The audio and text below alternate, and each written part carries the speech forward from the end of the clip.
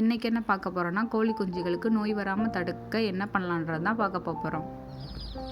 எப்போதும் போல் இன்றைக்கி காலையில் சாப்பாடு வச்சேன். கோழி குஞ்சுகளுக்கு நல்லா சாப்பிட்டுச்சுங்க.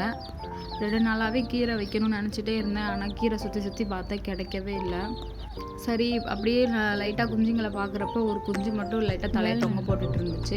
சரி, ரைட்டு, நோய் வர மாதிரி சிம்டம்ஸ் இருக்குது. ஏன்னா கோழி குஞ்சுகள் ஒரு குஞ்சுக்கு லேசாக ஏதாச்சும் ஒரு மாதிரி இருந்துச்சு அப்படின்னா மற்ற குஞ்சுகளுக்கு டக்குன்னு பரவ ஆரம்பிச்சிடும். அதனாலவே நம்ம ஏதாச்சும் ஒரு குஞ்சுங்களுக்கு நோய் வர்ற மாதிரி இருந்துச்சுன்னா அதுகளுக்கு நல்லா மருந்தோ இல்லை ஏதாச்சும் நாட்டு மருந்து கொடுத்து சரி பண்ணுறதுக்கு ட்ரை பண்ணணும். அப்படி இல்லைன்னா மற்ற குஞ்சுங்களையும் போட்டு தள்ளிடும்.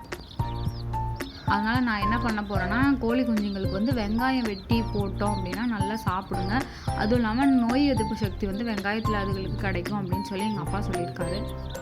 நாங்களும் அப்படி தான் பண்ணுவோம். முன்னாடியெல்லாம் என்ன பண்ணுவோன்னா, நோய் வந்துச்சு அப்படின்னா கோழி குஞ்சுக்கு வெங்காயம் வெட்டி பொடிசாக வெட்டி கோழிகளுக்கு போடுவோம். அப்படி இல்லைன்னா லைட்டாக கோட்டரில் கலந்து வெங்காயத்தை வெட்டி அதில் போட்டு அரிசி அதையும் ஊற வச்சு கொடுத்தோம் அப்படின்னா கோழி குஞ்சுகளுக்கு டக்குன்னு சரியாயிரும். இது வீட்டில் வளர்க்குற மாதிரி இருந்துச்சுன்னா அதுகளுக்கு இந்த மாதிரி பண்ணலாம். நம்ம பண்ண முறையில் வளர்க்குறவங்க லெசோட்டா அந்த மாதிரி மருந்து கொடுப்பாங்க. அதனால் நாங்கள் என்ன பண்ணுறோன்னா, வெங்காயம் தான் பொடிசாக வெட்டி கொண்டு கோழி குஞ்சுகளுக்கு பரவி விட்டேன்.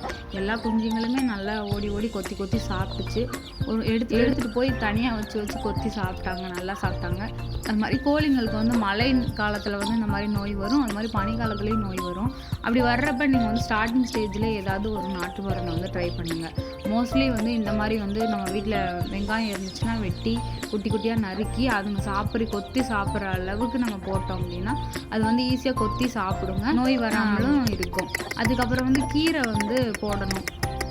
இது மாதிரி கோழி குஞ்சுகளை வளர்க்குற முறை வீட்டில் எப்படி வளர்க்கலாம் அப்படின்றத எனக்கு தெரிஞ்ச சின்ன டிப்ஸை நான் கொடுத்துட்ருக்கேன். இது மாதிரி உங்களுக்கு என்னென்ன தெரியுதோ நீங்களும் சொல்லுங்கள். என்னோடய சேனலை ஃபாலோ பண்ணுங்கள். கோழி குஞ்சுகளுக்கு தேவையான உணவு முறை, வளர்ப்பு முறை, அதுக்கப்புறம் நோய் வந்தால் என்ன பண்ணலான்றதை டெய்லி ஒரு வீடியோவில் பார்க்கலாம். பாய்.